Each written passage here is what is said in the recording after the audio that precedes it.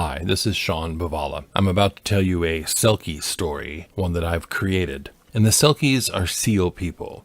They live in the water, in the oceans, and when they come out of the water, they can remove their skins or their pelts, and they take on human form. Selkie stories are common among Celtic communities, the communities of my ancestors. By no means should you consider this Selkie story a traditional tale. My story is the Selkie and Her Children.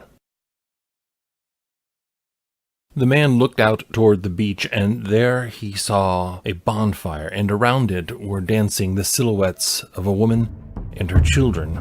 And as he looked about, he saw that there was a pile next to them, and so he figured that these must be Selkies, and that pile was their pelts. He knew that if he took their pelts away from them, they could not return to the water, and that he could tell them what to do. And so while they were dancing silhouetted against the flame, the man snuck up behind them, grabbed the pelts in his arms, and held them tight. Immediately, the woman knew that their pelts had been stolen. And so she turned to the man and she said, "Sir, please give us those pelts back. We must have them." He said, "No. You are on my land. This part of the land here is mine, and you have trespassed upon it. No, you will do as I say." And she said, "Sir, please, the seas from which we come are rough and dangerous for my children. We need to come here." And he said, "No, I have told you. Here's what I am going to do. I'm going to take your children and lock them away, and you will become my wife, and you will do as I say." She begged the man to return the pelts, but he refused. And so she reluctantly agreed to his terms. He took the children, and he put them in a cellar. And there in the cellar, they could not hear the sound of the ocean. There was a window high at the top of the cellar that he would come back every day when he brought food. He would come back and he would leave that window open for an hour and then close it. Then he would leave the cellar, lock the door behind him, leaving the children behind. He took the pelts that he had stolen from them and he put them in a chest and kept them there. The Selkie woman, meanwhile, became his wife. And as you can imagine, she was miserable. She did not give him any children. And every day she would go to the edges of the ocean, sit upon a rock, and simply lament the loss of her children, whom she was forbidden from seeing by the man himself.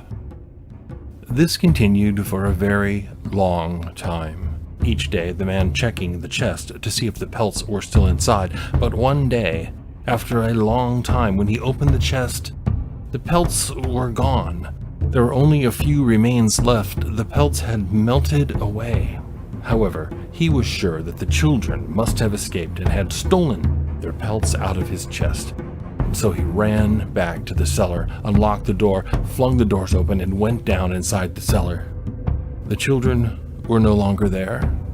They had faded away like the pelts, and the only thing that remained were their angry spirits. And those angry spirits set upon the man and killed him.